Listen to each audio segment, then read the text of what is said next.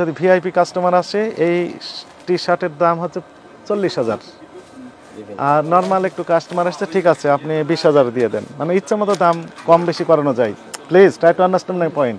এটি বাংলাদেশি প্রোডাক্ট আপনি ট্যাগ লাগিয়ে দিলেন made in China made in Japan made in Thailand ইম্পোর্টারের কোনো ইনফরমেশন দেননি বাংলাদেশি টাকা কত দাম সেটি দেননি 20,000 টাকা জরিমানা আরোপ করা হলো আর একই সাথে ইম্পোর্টেড যে কাগজপত্র আছে এই সকল ডকুমেন্ট আমাদের অফিসে আগামীকাল 9:30টায় নিয়ে হাজির হয়ে দেখাবেন এই ঈদে জামা জুতো অ্যাকসেসরিজের ডিসকাউন্ট আপনি জুতো স্যান্ডেল সবগুলো মনে হয় বাইরের সবগুলো বাইরের এইগুলো কোন দেশের এটা থাইল্যান্ডের না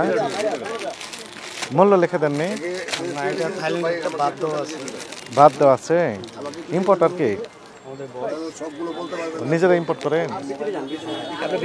কাগজপত্র আছে না কই কাগজ কত টাকাতে বিক্রি করে দিতে উনি বলতে পারবে সেলসম্যান উনি আসেন হ্যাঁ এটা কেমন দাম এটা আমরা বিক্রি করি 4,500 এমআরপি লেখা নাই তো এমআরপি লেখা নাই আমরা তো বার্গেনিং করে বিক্রি করি এটা বাইরের প্রোডাক্ট না সেক্ষেত্রে ইম্পোর্টার থাকবে থাইল্যান্ডের লোকে বাদ যেটা লাগানো আছে ওটার উপরে আর কি ডিসকাউন্ট করে আমরা ইম্পোর্টার থাকবে না যে অমুক ইম্পোর্টার নিয়ে আসছেন তার নাম ঠিকানা থাকবে উনি ডিক্লারেশন দেবে এত টাকা আপনি তো কম বেশি করতে পারবেন না ইম্পোর্টার কি আপনি নিজে না অন্য কেউ? না স্যার আমি লোকে সেলসম্যান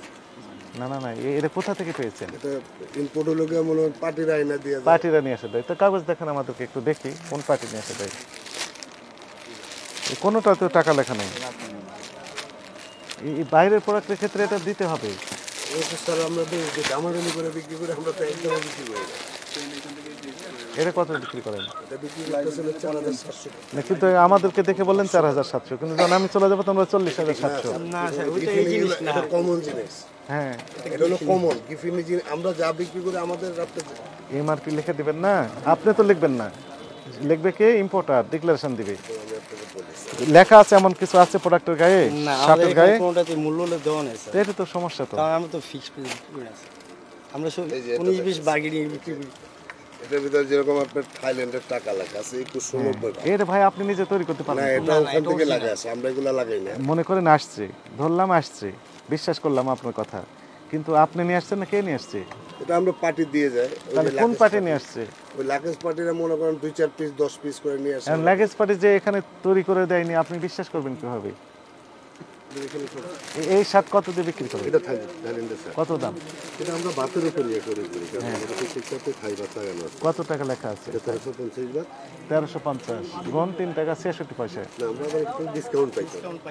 আমরা ডিসকাউন্ট পাই যত ডিসকাউন্ট পাই ওই ডিসকাউন্ট দিই মানে কিভাবে ডিসকাউন্ট পান যেমন এটা এই শার্টটাতে আমরা পাইছি 30% ডিসকাউন্ট কোথায় লেখা আছে এটা না এটা যখন আমরা কিনি এটা এখানে আচ্ছা কিনেছেন তাহলে ক্রয়ের ক্যাশ মেমোটা একটু দেখান যে হ্যাঁ কিনেছেন বা ডিসকাউন্ট পেয়েছেন আছে তো না থাইতে ওইভাবে এগুলি আসলে শপিং মল থেকে কেনা হয় হ্যাঁ হ্যাঁ শপিং মল থেকে কোনো হোলসেল মেমো দেয় না কিভাবে দেয় তারা এটা জাস্ট টাকা দিলে এদের মলের একটা ছোট রিসিপ্ট ইয়া থাকে ও সেটাই একটু দেখান ইয়াটা এইটা থাকে না সেটাই দেখান ওই ছোট রিসিপ্টটাতে লেখা আছে তো এত টাকা কি না এই ইয়েটা থাকে না শুধু মলের টোটাল একটা অ্যামাউন্টের ইয়ে ওইটাই দেখেন যেমন এই যে আপনি ওখান থেকে নিয়ে আসছেন ওই প্রমাণটা দেখেন এটা থেকে যেমন এই যে মনে করেন এই যে তাদের মলের কার্ড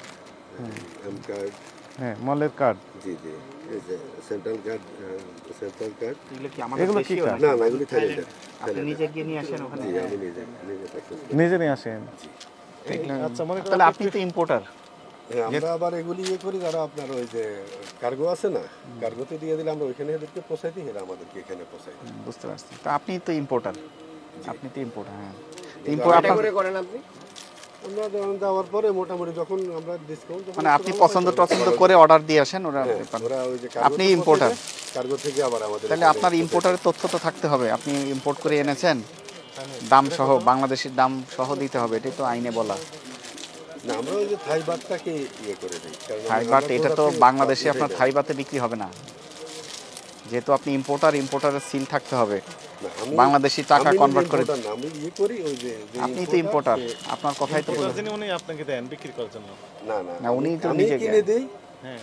যে ওই আমরা যাকে দিয়ে আনাই উনি আমাকে এখানে পৌঁছায় দেয়, মানে এলসি সব ওনার থাকে আর কি। যে এটা ইম্পোর্ট করবে ওনার তথ্য এখানে দিতে হবে, পূর্ণাঙ্গ তথ্য, এবং বাংলাদেশে এমআরপি, এটাই আইনের সুস্পষ্ট